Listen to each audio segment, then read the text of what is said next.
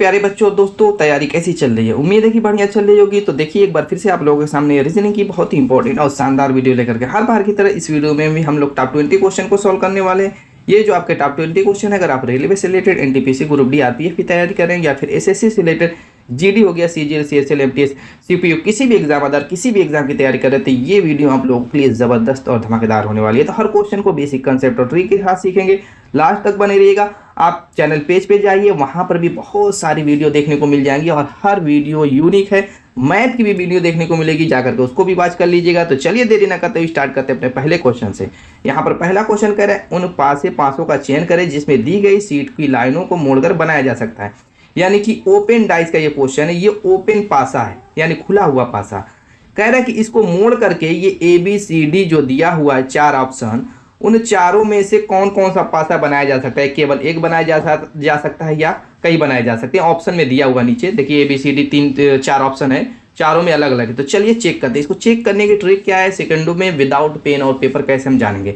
जैसे इस तरीके से अगर पहले सीधे सीधे रेखा में समझ लेते हैं। जैसे फॉर एग्जांपल इस तरीके से अगर आपका चार खाने हैं और इसमें 1 2 3 4 इस तरीके से नंबरिंग है। अगर इसको हम क्लोज करते हैं, यानी कि जो आपकी लाइनें बनी हुई है ये वाली, यहीं से मोड़ा जाता है इसको। वहां से अगर मोड़ करके इसको क्लोज करते हैं तो पहला क्या होगा, तीसरे के अपोजिट चला जाएगा, और दूसरा क्या होगा, चौथे के अपोजिट चला जाएगा। और जो ये इस तरफ होता है, कहीं पर भी हिस्से में हो सकता है, यहाँ पर भी कहीं पर भी हो सकता है, उससे कोई फर्क नहीं पड़ता।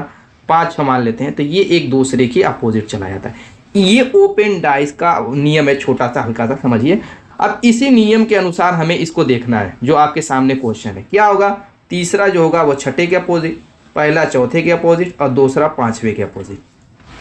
आपको एक चीज पता होनी चाहिए, जो जिसके अपोजिट जाएगा, जब उसको क्लोज करके सामने रखा जाएगा तो वो बगल वाले फेस पे नहीं देखेगा। फॉर एग्जांपल जैसे ए वाले में हम देखते हैं कि ये बनेगा कि नहीं। तो जैसे 5 है ना, तो 5 के विपरीत कौन है, तो आप कहेंगे 5 के विपरीत यहाँ पर 2 दिखाई दे रहा है। तो इसके बगल में कहीं पर भी 2 नहीं दिखना चाहिए। देखिए 2 नहीं दिख रहा है, 6 और 4 दिख रहा है। अब यहाँ पर 6 है ना, तो अब देखिए 6 के विपरीत कौन है, 3 है ना, तो इसके बगल में 3 नहीं दिखना चाहिए। इसी तरीके से 4 है, तो इसके 4 के बगल में अपोजिट 1 आता है, तो बगल में 1 नहीं दिखना चाहिए। तो ये एक ए बनेगा। चलिए आगे देखते हैं, बी वाले को चेक कर लेते हैं। ऐसे 2 है, स्पीडली चेक कर लेंगे। 2 है तो 5 नहीं होना चाहिए, नहीं है। 1 है तो दोस्तों 4 नहीं होना चाहिए, नहीं है। 6 है तो आपका क्या होना चाहिए, 3 नहीं होना चाहिए, तो बी भी बनेगा। सी को देख लेते हैं। 4 है तो दोस्तों क्या नहीं होना चाहिए, 1 नहीं होना चाहिए, नहीं है। 2 है तो इसके बगल में क्या नहीं होना चाहिए, 5 नहीं होना चाहिए, नहीं है। 3 है तो इसके बगल में 6 नहीं होना चाहिए, नहीं है, यानी कि सी भी बनेगा। डी देख लेते हैं। 6 है तो इसके बगल में 3 नहीं होना चाहिए, लेकिन इसके बगल में 3 दे दिया है, तो ये नहीं बनेगा, क्योंकि 3 इसके अपोजिट है, तो इसके पीछे ना होगा, वो दिखाई कहाँ से देगा। तो ABC 3 बनेगा। यहाँ पर दोस्तों ऑप्शन में मिस्टेक दी हुई है, तो यहीं पर हम ए बना लेते हैं। A, B और C, यहाँ पर तीनों ABC और तीनों, ये option D is the right answer. Clear. Next question की तरफ चलते हैं। अगला क्वेश्चन सिलोजिज्म का है। चलिए यहाँ पर देखिए, ये पढ़ने का कोई मतलब नहीं है, ठीक है, इसको समझ लेते हैं। चूंकि आप एग्जाम में तो अभी बैठे नहीं, एग्जाम हाल में मत पढ़िएगा, वरना टाइम बर्बाद होगी उतने से। क्या कह रहा है कि दिए गए कथनों निष्कर्षों को ध्यानपूर्वक पढ़े और कथनों में दी गई जानकारी को सही मानते हुए, चाहे वह सामान्य ज्ञान तत्वों से भिन्न प्रतीत हो, निर्णय करें कि दिए गए निष्कर्षों में से कौन सा कथन तार्किक रूप से अनुसरण करता है। देखिए क्या है, इसके कहने का मतलब ये कि जो कथन दिया रहेगा वो लगेगा कि जैसे एकदम बेकार है, उल्टा सीधा बताएगा। जैसे आदमी को गधा बना देगा, या मिट्टी को इंसान बना देगा, या किसी चीज़ को कुछ भी बना सकता है। तो उससे आपको फर्क नहीं पड़ना चाहिए कि संतरा को अंगूर बना रहा है कि अंगूर को सेब बना रहा है, उससे कोई मतलब नहीं है। जो मेन चीज़ होती है, जैसे जनरली हम लोग जिस चीज़ को जानते हैं उसका उल्टा ही इसमें रहेगा, तो उससे मतलब आपको कह सकते हैं एक्स्ट्रा माइंड आपको घर रख करके इस क्वेश्चन को सॉल्व करना है। तो यहाँ पर आप देखिए, ये अब इसको पढ़िएगा मत एग्जाम, इसके मतलब यही होता है। तो उस सबसे मतलब नहीं है, जो कथन में कहेगा उसी को हमें सही मान करके चलना है। तो कथन कह रहा है कि सभी विद्यार्थी डॉक्टरेट हैं, तो सभी विद्यार्थी को हम बना लेते हैं। जहाँ सभी विद्यार्थी कह रहा है, तो यहाँ पर सभी विद्यार्थी दे देते हैं। देखिए सभी विद्यार्थी, ठीक है, इसको समझ लीजिएगा, सभी विद्यार्थी इस तरीके से मैंने बना दिया। या एक काम करते हैं, इतना ना झमेला कर करके, साफ सुथरा लगे, ऐसा लगे। मान लीजिए स्टूडेंट मान लेते हैं, स्टूडेंट हैं और वो क्या है, सभी स्टूडेंट डॉक्टरेट हैं। तो हम क्या करेंगे, स्टूडेंट को डॉक्टरेट के अंदर, डी के अंदर डाल देंगे, ठीक है। अब करें, विश्वविद्यालय के सभी शिक्षक डॉक्टरेट हैं। अभी तक तो दोस्तों क्या कह रहा था, स्टूडेंट डॉक्टरेट है। अब कह रहा है विश्वविद्यालय के सभी शिक्षक डॉक्टरेट हैं, तो हम क्या करेंगे, टीचर को भी डॉक्टरेट के अंदर डाल देंगे। क्या करेंगे, टीचर को भी डॉक्टरेट के अंदर डाल देंगे। इस तरीके का डायग्राम बनेगा। लेकिन ये नहीं कह रहा है कि विद्यार्थी और टीचर में भी कोई संबंध है, नहीं है, ऐसा कथन में कहा है, नहीं ना कहा है। तो इस चीज़ को भी दिमाग में अपने डाले रखना है। ऐसा नहीं कि स्टूडेंट और टीचर में कुछ कहे निष्कर्ष में तो आप सही उसको कर दें, कतई नहीं ऐसा करना है। तो यही कहने का मतलब है, ये जो दिया हुआ है इसी को अब सत्य मानना है और उसी हिसाब से निष्कर्ष पे चलना है। आगे कह रहा है कि कुछ डॉक्टरेट विद्यार्थी हैं। हाँ, एक चीज़ और यहाँ पे मैं बता दूं, देखिए जो अंदर वाला होगा वो सभी का सभी बाहर वाला होगा। जैसे सभी छात्र डॉक्टरेट होंगे, सभी टीचर डॉक्टरेट होंगे, लेकिन सभी डॉक्टरेट स्टूडेंट ना होंगे, न सभी डॉक्टरेट टीचर होंगे, बल्कि कुछ होंगे। बाहर वाला अंदर वाला कुछ होगा और अंदर वाला सभी का सभी बाहर वाला होगा। बस इसी बेस पे ही हमें निष्कर्ष का आंसर देना है। पहला कह रहा है कुछ डॉक्टरेट विद्यार्थी हैं, तो क्या देखिए बाहर वाला कुछ कह रहा है, अंदर वाला तो बिल्कुल सही है।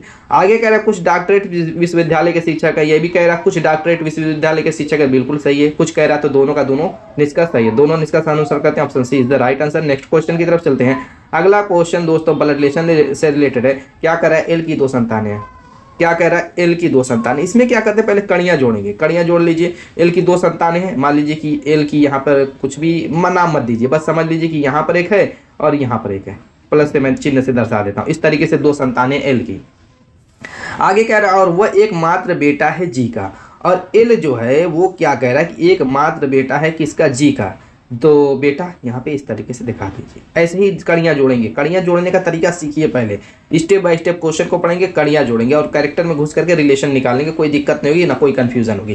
क्या कह रहा है, एल की 2 संतानें हैं, तो मैंने एल की 2 संतानें दिखा दी। फिर कह रहा है कि एल जो है जी का क्या है, बेटा है, एकमात्र बेटा, यानी एल एक ही बेटा है, इसके अलावा इसको बेटा नहीं हो सकता। कि बेटियां हों अलग बात है, लेकिन बेटा क्या एक ही है। यानी इससे ये पता चल गया कि ये पॉजिटिव है, एल क्या है, पॉजिटिव है। आगे कह रहा है कि जो टी का ससुर है, जी देखिए पहले इसको पढ़िए पूरे सेंटेंस को, वरना कंफ्यूज में पड़ जाएंगे। कह रहे एल की 2 संतानें हैं, वो एकमात्र बेटा है जी का, जो टी का ससुर है। यानी ये जो जी है वो साथ में ये भी कह रहा है कि टी का ससुर भी है। यानी इससे ये पता चल गया जी भी पुरुष है, तो पुरुष पे हम प्लस बनाएंगे। एल बेटा था प्लस बनाया, जी ससुर था तो इस पर भी हमने प्लस बना दिया। ठीक है, जो भी पुरुष रहेगा, और स्त्री पे माइनस बनाएंगे। अब टी क्या है, स्त्री है कि पुरुष है, हमें कंफर्म अभी नहीं हो पा रहा है, क्योंकि आप जानते हैं कि पुरुष के भी ससुर होते हैं, स्त्री के भी ससुर होते हैं शादी के बाद। तो यहाँ पर कह रहे हैं टी का केवल एक बेटा है। अब यहाँ पर कह रहा है कि टी का केवल एक ही बेटा है, यानी कि अलग बात है कि बेटी हो। ठीक है, ये अलग बात है कि बेटी हो, लेकिन बेटा तो एक ही है। आगे कह रहा है कि टी जो है पी की माँ है। आगे कह रहा है टी जो है पी की क्या है, माँ है। अब यहाँ पे पता चल गया कि ये क्या है, स्त्री है, यानी नेगेटिव हो गई जब माँ है तो। अब पी क्या है, ये स्त्री है कि पुरुष है, कंफर्म नहीं, सिर्फ कह दिया माँ है। अब इसकी बेटी है कि बेटा है, चूंकि टी की बस एक ही बेटा है, ये तो कह चुका है। अब ये पी बेटा है कि बेटी है, हो सकता है आगे क्लियर हो जाए। चलिए आगे चलते हैं। आगे कह रहा है क्यू जो है जी की पोती है। आगे कह रहा है कि जी की एक पोती है, जो कि कौन है, क्यू। क्या है, ये पोती है। तो यहाँ पर ऐसे दिखा दीजिए, मान लीजिए एरो नीचे की तरफ दिखाया तो जी क्या है, क्यू का दादा हो जाएगा। चलिए आगे कह रहा है पी और क्यू सहोदर हैं। अब यहाँ पर चीज़ें समझिए, क्यू पी और क्यू क्या कर रहा है, सहोदर है। सहोदर किसको कहते हैं, बहुत बच्चों को नहीं पता रहेगा तो वो समझ लें। सहोदर कहते हैं कि एक ही माँ बाप से जन्मे हुए बच्चे। जैसे मान लीजिए कि अगर एक आपका कोई भाई है तो वो आपका सहोदर हुआ, या आपकी कोई बहन है तब भी वो सहोदर हुई। एक ही माँ बाप से जन्मे हुए जो बच्चे होते हैं वो क्या कहलाते हैं, सहोदर कहलाते हैं। अब यहाँ से ये पता चल गया कि ये क्यू जब पोती है तो ये निगेटिव होगी, तो टी की ये क्या हो जाएगी, पुत्री हो जाएगी। यानी कि जो एक बेटा था ये पी ही इसका क्या है, बेटा है। तो इसको हटा दीजिए इधर से, ये टी के 2 बेटी बेटा हो गए। एक जो है क्यू बेटी और पी क्या हो जाएगा, बेटा हो जाएगा, पॉजिटिव, एक ही बेटा था। यहाँ से सारी बातें क्लियर हो गई। अब क्या कह रहा है, टी क्यू से किस प्रकार संबंधित, जब क्यू क्या हो गई, इसकी बेटी हो गई, तो टी इसकी क्या होगी, माँ होगी। Option B is the right answer. यही से निकल गया, कुछ करने की जरूरत ही नहीं पड़ी। क्लियर हो गई बात, कोई दिक्कत। जब सहोदर हैं तो हर हाल में जब पी इसका बेटा या बेटी जो भी रही होगी तो ये भी होगी कि नहीं होगी। जब ये बेटी निकल गई तो हर हाल में ये बेटा होगा। इतना क्लियर हो गया। जब ये बेटी है तो टी इसकी माँ होगी। कोई कंफ्यूजन, कोई दिक्कत। नेक्स्ट क्वेश्चन की तरफ चलते हैं। अगला क्वेश्चन कोडिंग डिकोडिंग का क्वेश्चन है। क्या कह रहा है, किसी विशिष्ट कोड भाषा में हाउ आर यू को सो मी लव कहा जाता है। किसको दोस्तों, हाउ आर यू को क्या कह रहा है, सो मी LOU लो कहा है। आगे कह रहा है यू आर इंटेलिजेंट को द लो मी कह रहा है। इसको यू आर इंटेलिजेंट को क्या कह रहा है, यू आर इंटेलिजेंट को द, देखिए एग्जाम में मत लिखिएगा, एग्जाम में यही क्वेश्चन से ही इसको आप जैसे मैं बताऊंगा उस तरीके से कर लीजिएगा। ठीक है, इतनी टाइम बचा लीजिएगा लिखने वाली। तो कैसे टाइम बचा जाता है हर क्वेश्चन में, ये बताने की कोशिश करता हूँ। आगे कह रहा है कि और आर दे लेजी, और कह रहा है कि आर दे लेजी को क्या कह रहा है कि मी का या लिखा जाता है। तो कह रहा हाउ आर दे को क्या लिखा जाएगा, किसको, इसको मैं थोड़ा सा कलर चेंज करके लिख दूं ताकि पता चले कि यही क्वेश्चन किया। किसको कह रहा है, हाउ आर दे को क्या लिखा जाता है। अब ध्यान दीजिए, हाउ आर दे को पूछ रहा है तो हाउ आर यू, इसमें क्या यू आर, इसमें यू आर है। मान लीजिए कि आर यू को पहले देखिए जो कॉमन है, दो को लेकर चलेंगे, पहले दो से समीकरण को लेंगे, देखेंगे कि लेफ्ट साइड में क्या कॉमन है, कहेंगे आर यू कॉमन है, इसमें भी आर यू कॉमन है। अब राइट साइड में देखेंगे क्या कॉमन है, इसमें मी लो कॉमन है, इसमें लो मी कॉमन है, काम खत्म। यानी आर यू के लिए मी लो का यूज किया गया है। लेकिन अब नीचे आइए कि आर दे लेजी में अब देखेंगे कि लो मी में से क्या चीज है, आप कहेंगे कि मी है, यानी आर के लिए मी का यूज किया गया है। अब हमें क्या करना है, अब कुछ ज्यादा मत चेक कीजिए, अब बीच वाले ऑप्शन में देखिए कि बीच में किसके मी दिया हुआ है, इसके बीच में का दिया हुआ है, इसके बीच में मी दिया हुआ, option B is the right answer. अगर आपको एक ही से मिल जाए तो टाइम बचा करके इस तरीके से ट्रिक लगा देंगे। वन आगे अगर कहे तो आगे भी कर लेंगे। अब हाउ का क्या है, यहाँ पे सो है तो यहाँ पर सो दिखा देंगे, क्लियर हो गया। तो सो मी देखिए बी में ही दिख गया। तो इस तरीके से आप क्या करेंगे, स्टेप बाय स्टेप कर सकते हैं। अगर सब में ऑप्शन में सब कुछ सेम दिखे तो, नहीं दिखे था एक ही से मिल गया तो ठीक है, दो से मिल गया तो ठीक है, आगे भी दे है तो दे का हो जाएगा। यहाँ पे देखिए लास्ट वाले में दे का दिया हुआ, बीच में है दे, बीच में का है तो का हो जाएगा। बस नेक्स्ट क्वेश्चन की तरफ चलते हैं। अगला क्वेश्चन कह रहा है कि उस विकल्प का चयन करें जो तीसरे अक्षर समूह से उसी प्रकार संबंधित जिस प्रकार दूसरा अक्षर समूह पहले अक्षर समूह से संबंधित। कह रहे डील का संबंध जैसे WVZO से है, कार्ड का संबंध किससे होगा।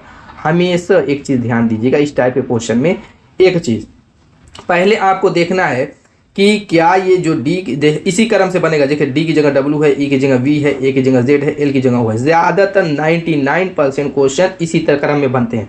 कुछ एक आध क्वेश्चन क्या होता है, जैसे डी पहला है तो इसका लास्ट वाला दे देगा, ई है यानी उल्टे क्रम वाला दे देता है। यही सारी चीजें रहती है इसमें, और कुछ रहता नहीं एक्स्ट्रा। या फिर जो है आपको एक और बात बता, जैसे प्लस के रूप में रहती है, उल्टा सीधा क्रम रहता है। तो इसी सारी चीजों को देख करके इस क्वेश्चन को सॉल्व प्रैक्टिस किए रहेंगे, कोई दिक्कत नहीं हो। तो अब इस क्वेश्चन में क्या है, हमें ये देखना है सबसे पहले कि जो डी है उसके बदले जो बना हुआ है वो किस तरीके का क्रम है, कहें उल्टा है सीधा है, किस तरीके का क्रम है। तो अगर आपको A to Z देखिए 1 से 26 तक और A to Z इनके उल्टे क्रम, क्या उल्टे क्रम, जैसे B का Y हो गया, C का X हो गया, D का W हो गया, अगर याद है तो फिर ऐसे क्वेश्चन आपके लिए हवा हवाई है। क्या है, हवा हवाई, बस ये जान जाइए। तो मुझको ये दिख गया क्या कि मुझको दिख रहा है कि D की जगह W है तो ये D का उल्टा होता है, E की जगह V है तो E का उल्टा होता है, A की जगह Z है तो A का उल्टा होता है, L की जगह O है तो A का उल्टा, बस C का उल्टा X, A का उल्टा Z, R का उल्टा I, D का उल्टा W, XZIW, XZIW, XZ देखिए जो पहला ही ऑप्शन था जो आपका लीपा पोती हो गया, कोई दिक्कत नहीं, XZIW option A is the right answer. तो इस तरीके से दोस्तों आपको ये क्रम याद होने चाहिए, प्रैक्टिस करेंगे याद हो जाएगा, रटिएगा मत वरना रटेंगे भूल जाएंगे। नेक्स्ट क्वेश्चन कह रहे हैं छुपाने का संबंध जैसे प्रकट करने से, विस्तार का संबंध यहाँ से किससे होगा।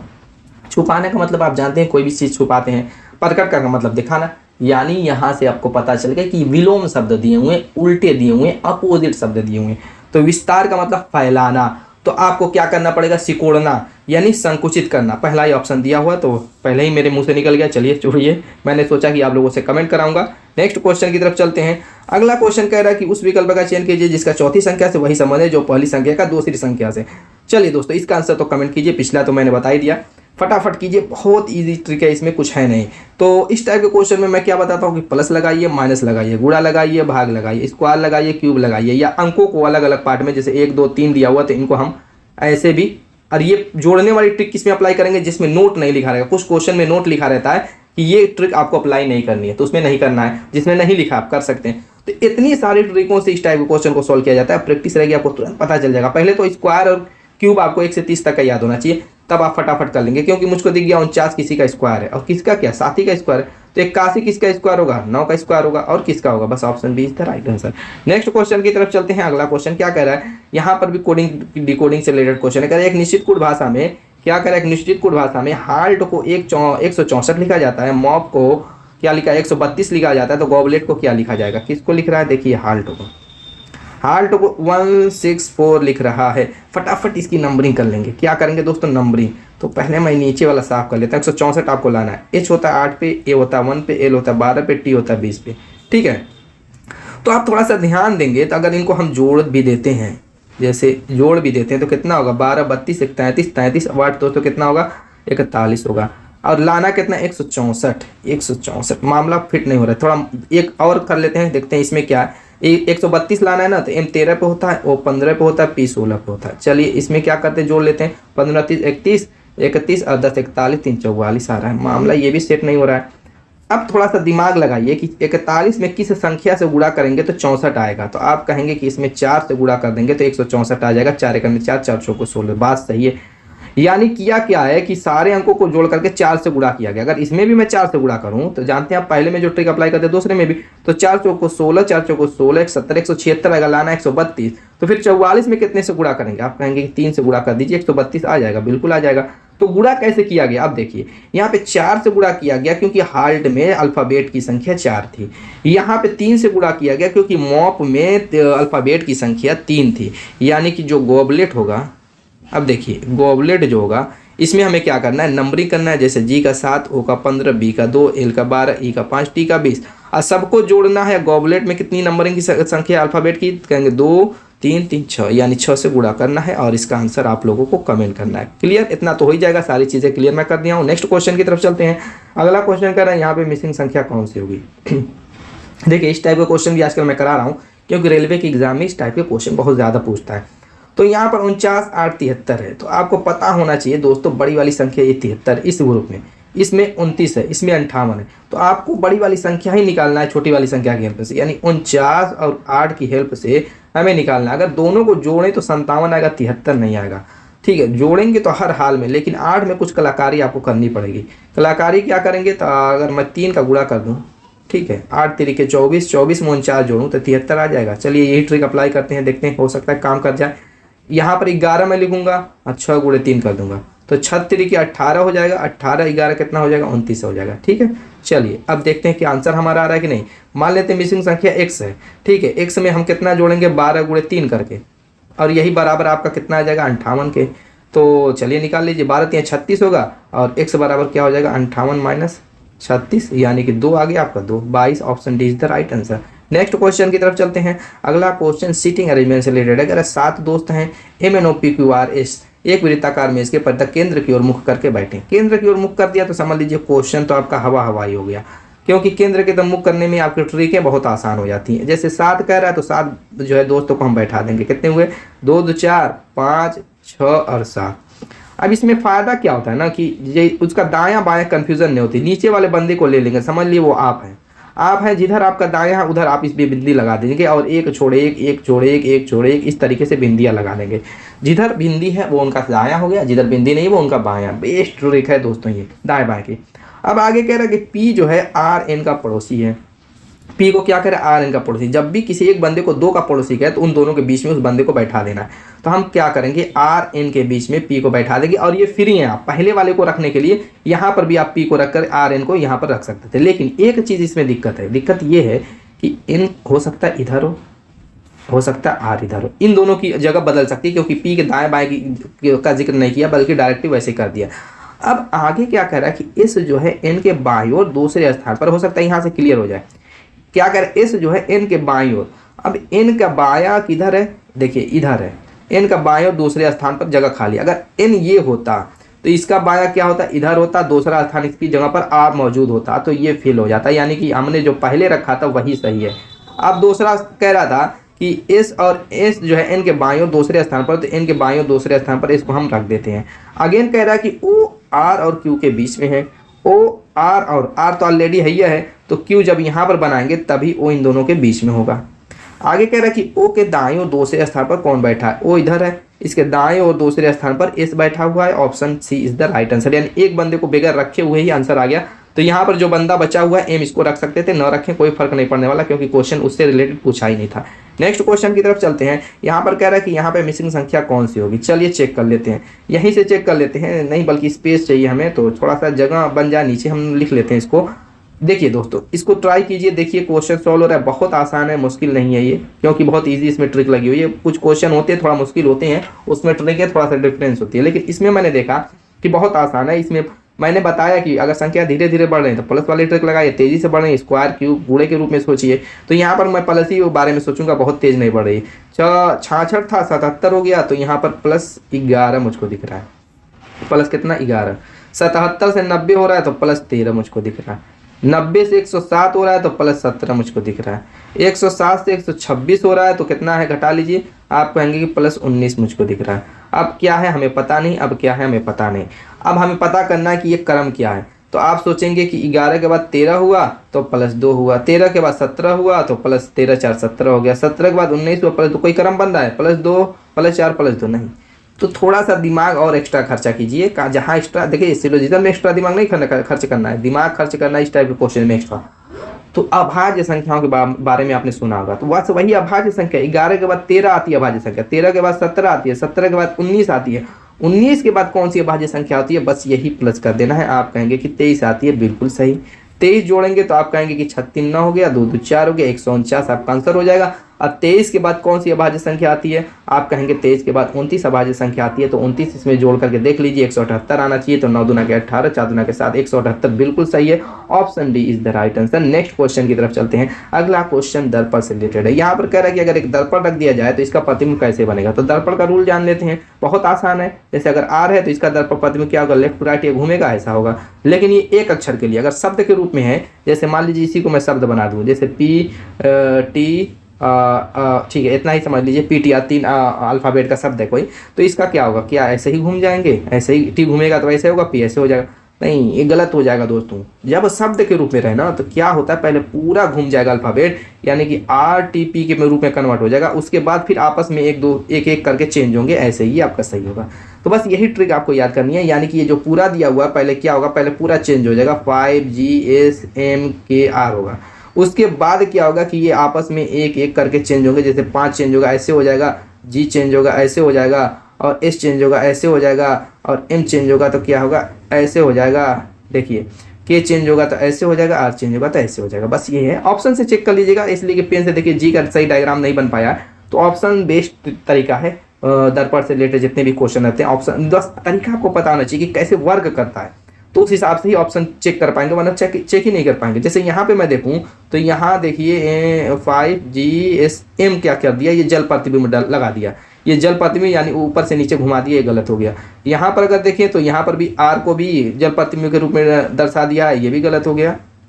चलिए यहाँ पर अगर देखें 5GSMKR, यहाँ पर तो ठीक मुझको दिख रहा है, और यहाँ पर इसको सीधा कर दिया। हाँ, ये आपका option C is the right answer, ये आपका परफेक्ट है, इसमें कोई मिस्टेक नहीं है, क्योंकि आगे अगर देखें तो आगे देखने की जरूरत भी नहीं है, यहाँ पर इस सीधा दे दिया है, इसको पलटना चाहिए था दर्पण के हिसाब से, तो ये आपका option C is the best. Next question की तरफ चलते हैं।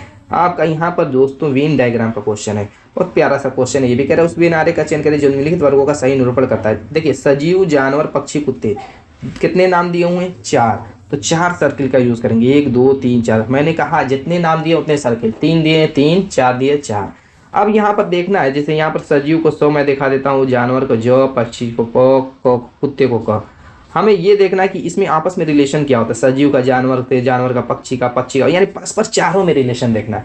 तो आप कहेंगे कि जो पक्षी होता है वो कुत्ता नहीं होता, पक्षी और कुत्ते अलग होते हैं, लेकिन दोनों के दोनों तो जानवर होते हैं, यानी कि ये जानवर के अंदर आएंगे। किसके अंदर, जानवर के। कौन, पक्षी भी और कुत्ता भी, लेकिन पक्षी और कुत्ते दोनों भिन्न होते हैं, उनमें कोई संबंध नहीं होता। अब सजीव, देखिए जितनी भी जानदार चीजें वो क्या है, सभी सजीव हैं, निर्जीव नहीं है। जानवर हैं जब तक जिंदा है तो सजीव है, मरने के बाद निर्जीव होते हैं। तो ये जानवर है, पक्षी, कुत्ते, ये जानवर जितने भी हैं वो सब क्या है, सजीव के अंदर आएंगे, जो कि ऑप्शन बी में दिख रहा है। क्लियर हो गई। नेक्स्ट क्वेश्चन, अगला क्वेश्चन कह रहा है कि निम्नलिखित आकृति में वर्गों की संख्या ज्ञात कीजिए। वर्ग की संख्या पूछ रहा है, बस एक ट्रिक से इस क्वेश्चन को हम हवा की तरह उड़ा देंगे, बस इस ट्रिक से। जब भी वर्ग दिया रहा है उसमें एक प्लस बना हुआ हो तो वर्ग की संख्या होती है 5, बस यही ट्रिक जानिए, इसमें बहुत ज़्यादा जानने की जरूरत नहीं। तो आप कहेंगे कि यहाँ पर देखिए ये क्या हो जाएगा, इसमें वर्ग की संख्या 5, लेकिन यहाँ पर अगर ध्यान दें तो इसमें 3-3 वर्ग बने हुए हैं। इस तरीके का एक डायग्राम बना हुआ है, देखिए मैं बता दूं, इस तरीके का।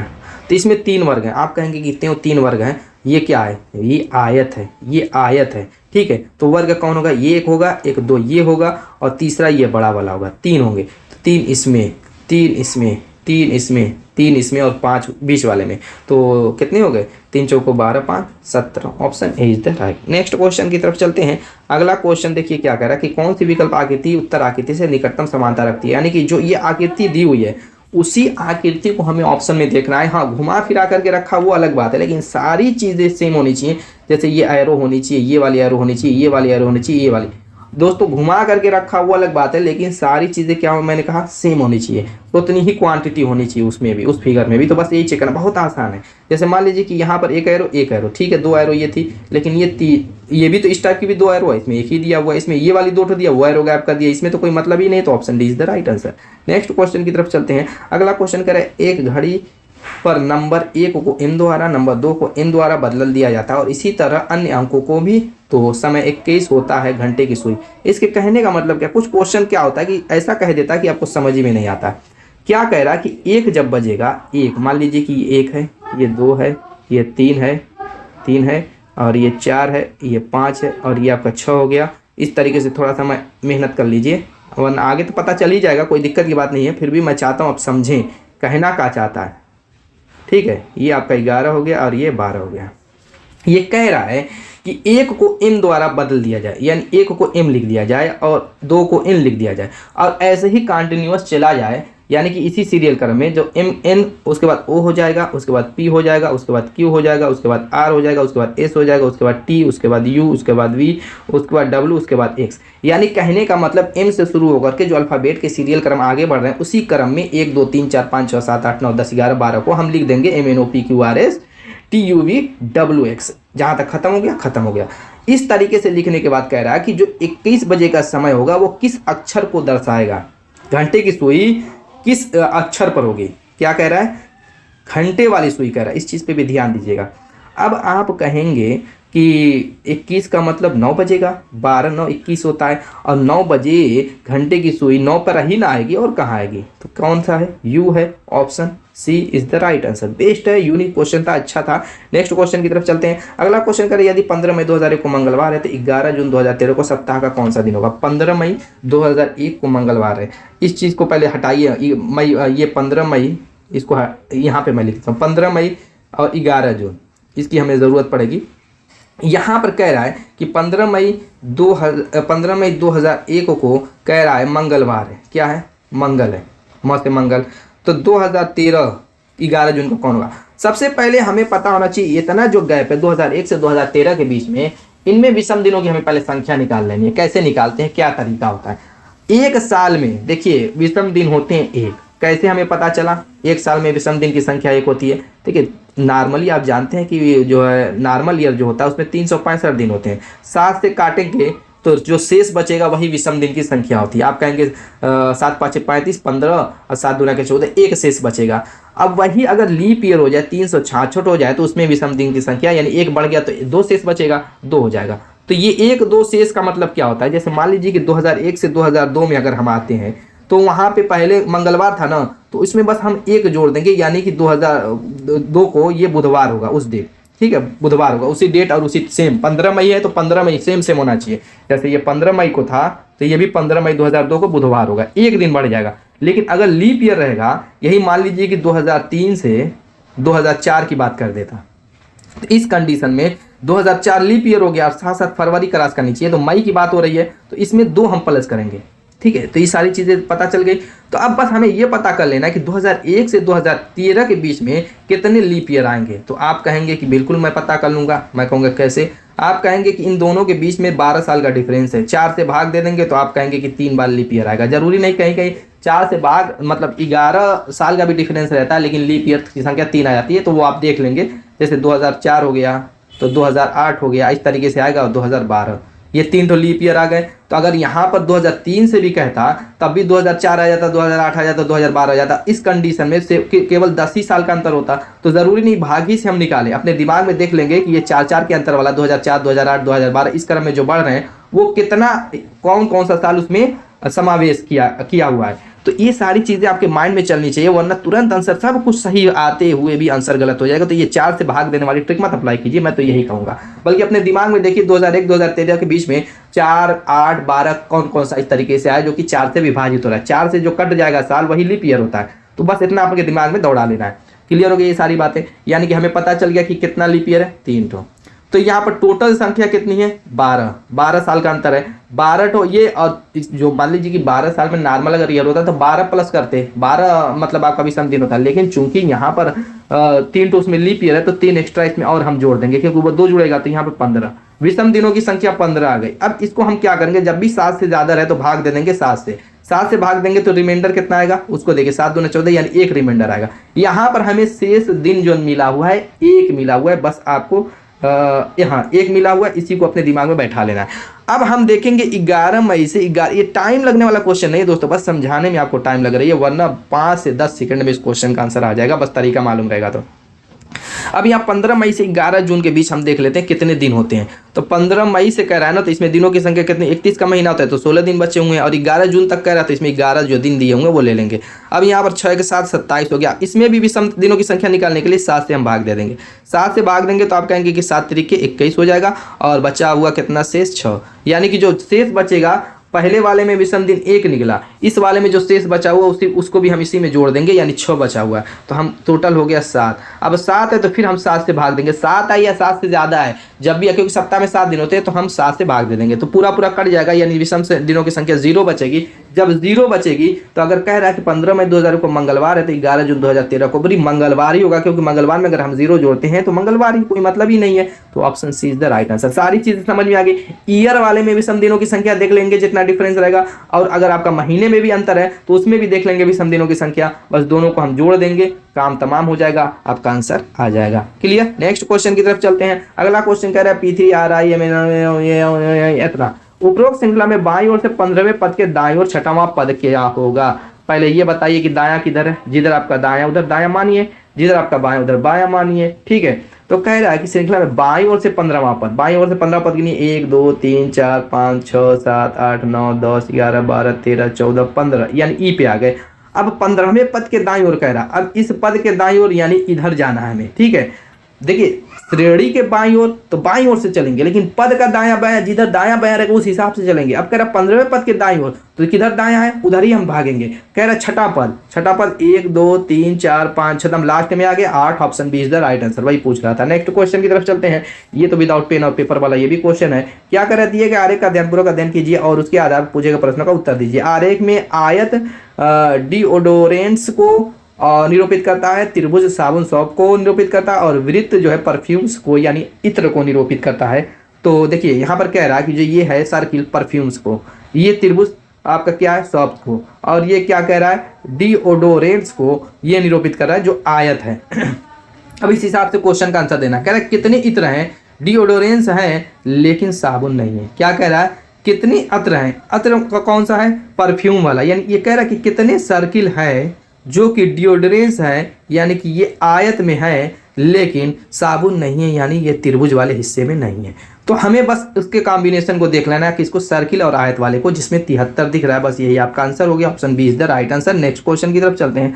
अगला क्वेश्चन का आपका क्या है दोस्तों, देखिए तो गणितीय संक्रिया का क्वेश्चन है। कह रहा दिए गए परिणाम प्राप्त करने के लिए निम्नलिखित समीकरण में प्रश्नवाचक चिन्ह की जगह पर किस विकल्पों और गणितीय प्रतीकों को सेट को प्रति स्थापित किया जाना चाहिए। कहने का मतलब जो यहाँ पर चिन्ह दिए हुए हैं ना, उनकी जगह पर हमें चिन्ह, ये जो नीचे आपके ऑप्शन में गुणे प्लस भाग जो भी दिए हुए हैं उन्हीं को हमें सेट करना है। तो ऑप्शन किससे इसको हम सॉल्व करेंगे, जैसे पहला माइनस गुणा प्लस है तो हम क्या करेंगे लेफ्ट साइड में रख करके और उसको बोर्ड मास रूल से सॉल्व करके देखेंगे कि 26 आएगा कि नहीं। बहुत आसान है, ये मत सोचिएगा कि मुश्किल है। जैसे 15 है ना, यहाँ पर क्वेश्चन मार्क है तो पहला क्या है इसमें माइनस है, माइनस रखेंगे, 12 रख के ब्रैकेट बंद कर देंगे। उसके बाद फिर आपका क्वेश्चन मार्क है तो उसके बाद गुणा चिन्ह गुणा रखेंगे, फिर 6 है, फिर उसके बाद क्वेश्चन मार्क है तो यहाँ पर प्लस रखेंगे, 8 है। अब यहाँ पर बोर्ड मास कहता है पहले ब्रैकेट तोड़िए, ब्रैकेट के अंदर का जो भी काम उसको निपटा लीजिए। 12 15 का अंतर 3 आएगा और 3 गुणे 6 प्लस 8 36 के 18 और दोस्तों वाट कितना हो जाएगा 26। बिल्कुल सही, पहला ही ऑप्शन हमें मिल गया, आगे हमें चेक करने की जरूरत ही नहीं है। नेक्स्ट क्वेश्चन आगे चेक कर लीजिएगा, आएगा नहीं, पहला जब आ गया तो कहाँ से आएगा। नेक्स्ट क्वेश्चन की बात करते हैं तो नेक्स्ट क्वेश्चन दिशा दूरी का है। चलिए देखिए, दाहिनी साइड पूरब, बाईं साइड पश्चिम, नीचे दक्षिण, ऊपर उत्तर, बस इसी पे ही आपका काम बन जाएगा। पढ़िए क्वेश्चन को और निपटा दीजिए।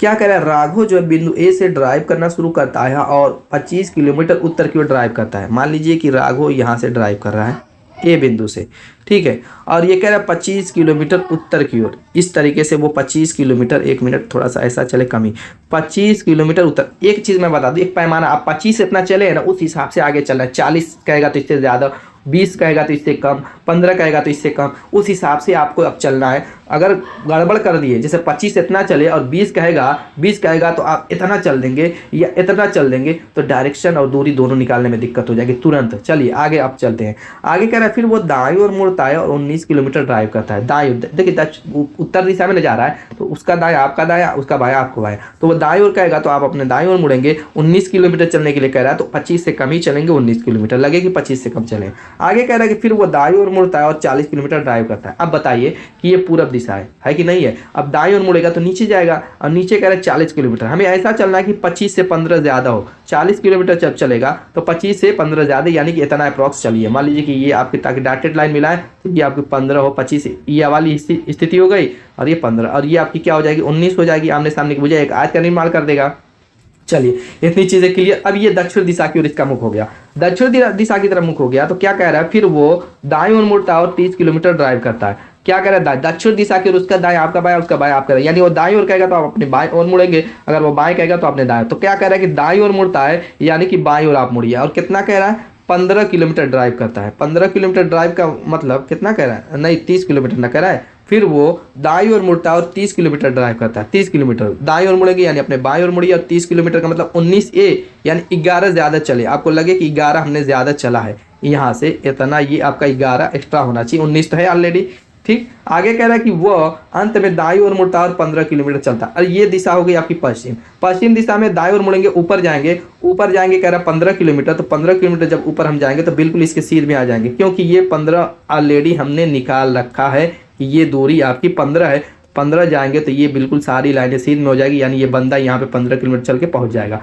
आगे कह रहा है कि और बिंदु पी पर रुकता है और आकर के 15 किलोमीटर चल के पी पर रुक जाता है। कह रहा बिंदु पी से एक सीधी रेखा में बिंदु ए तक पहुंचने के लिए उसे कितनी दूर और किस दिशा में ड्राइव करना पड़ेगा। सभी मोड़ केवल 90 डिग्री का, तो हमने सभी मोड़ तो 90 डिग्री लिया ही है, इसमें कोई दिक्कत की बात नहीं है, क्योंकि एक दिशा से दूसरी दिशा में जाने के लिए 90 ही डिग्री मुड़ा जाता है। नहीं लिखता तब भी हम मुड़ते, ठीक है। अब कह रहा है कि बिंदु पी से यहाँ से ए तक जाने के लिए एक सीधी रेखा ही में जाएंगे। वो कहता नहीं, कहता तब भी हम क्या करेंगे, कह रहा है एक सीधी रेखा में चल करके जाने के लिए। तो यहाँ पर ऑलरेडी जब सीध में आ गए तो सीधी ही रेखा में चल करके जाएंगे ए पर। तो कह रहा है कि ए पर जाने के लिए किस दिशा में, तो ये दिशा आपकी क्या है, ये तो पूरब दिशा हो गई। पूरब दिशा में हमें जाना पड़ेगा, पी से ए की तरफ जाने के लिए पूरब दिशा में जाना पड़ेगा। और कै किलोमीटर जाना पड़ेगा वो पूछ रहा है, तो यहाँ से हम डॉटेड लाइन मान ले मिला देते हैं।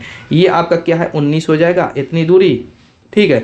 और ये पूरी 30 थी, तो 30 में से 19 घटा दिए तो एक 11 बचेगी। बस 11 किलोमीटर पूरब की ओर। Option A is the right answer. तो दोस्तों उम्मीद है कि वीडियो पसंद आएगी, मिलेंगे इस शानदार धमाकेदार टिप के साथ अपने नेक्स्ट वीडियो में। तब तक के लिए बाय बाय।